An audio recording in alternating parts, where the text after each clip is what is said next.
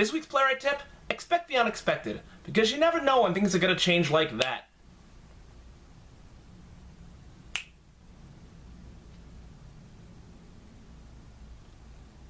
I don't know how to use this editing program yet.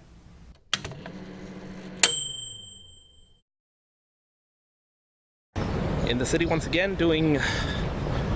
I'm not even sure anymore. This week has been kind of a nutsoid week. I mean, I have to wrap everything up before I leave for grad school, and the show opens next week, and I have to do the rewrites. I mean, this week I had to do a lot of rewriting of Girl with the Hands in the Sand before the second reading. Now, I'm basically driving myself nuts at a computer, trying to figure out how to do the rewrites properly and how to make it work.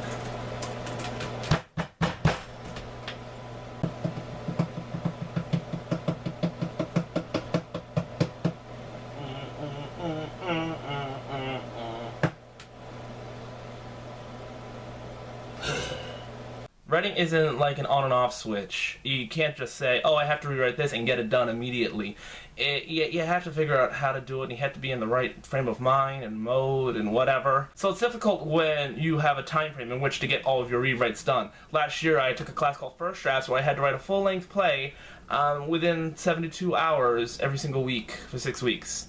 That was tough, but that was rough drafts. When you're writing a play that's going to be, you know, finalized and produced, the pressure is insurmountable.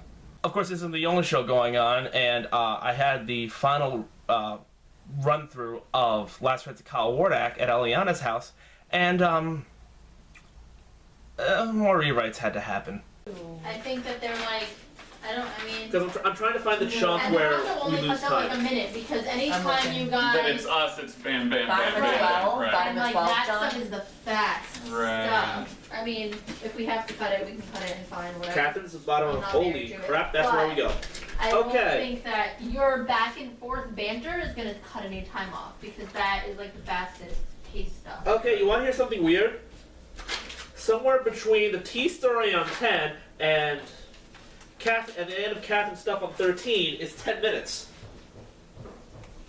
How do we span 10 minutes over the course of 4 pages? Well, there's a lot of chunks. This is what I'm talking about.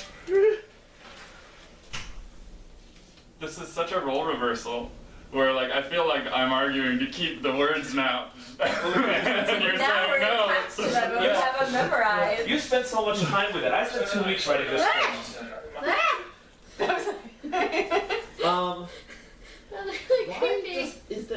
You know what? The chunks aren't as big as other sections. Why did that take so long? I mean, the number one thing, especially when you're in a festival situation, is to make sure your show comes in under time. And we had to figure out where we can make cuts in order to make the right time. Now, I think making the cuts I made make the play a lot stronger. They're not necessary to the plot, and I feel like I'm a little repetitive in my plays, and these blogs, by the way, just saying. So it's all about making the show as strong as possible, and that's difficult. So this week I also had to go to the Fringe town meeting.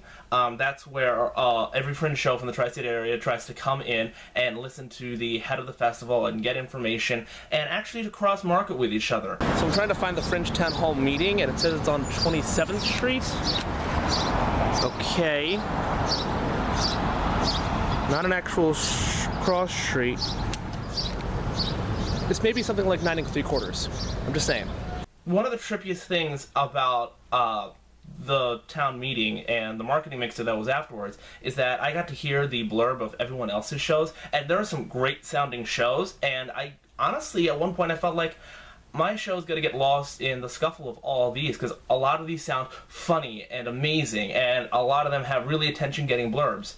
But what surprised me, and this is all about expecting the unexpected, is that while my blurb might be simple, and there's no zombies, or there's no Snow White adaptation, and no big comedic statements, everyone I talked to seemed to remember my blurb based on what they had read from the blurbs in the show. Because for some reason it grabbed them, and it got their attention, the title and the blurb, and I don't know, it's kind of intimidating now. Because just from this blurb I wrote, and just from this title for this play that they haven't seen before, they're interested. I guess that's what playwrights are supposed to do, create a blurb and a title that will get people's attention. But, you know, there's nothing, I don't feel like there's anything spectacular about the blurb I wrote, and yet it's gotten people's attention. So I feel like there's a level that I have to meet now, especially now during these rewrites. Last time I was in the Fringe, nothing built from it, nothing, I didn't go farther in my writing career. And that's kind of the expectation, It happens, it's great, you get a review, you have extra credit, you move on. That's what a lot of people do. I'm just kind of hoping the unexpected happens and keeps happening. The good kind. Lord knows I got enough bad kind lately.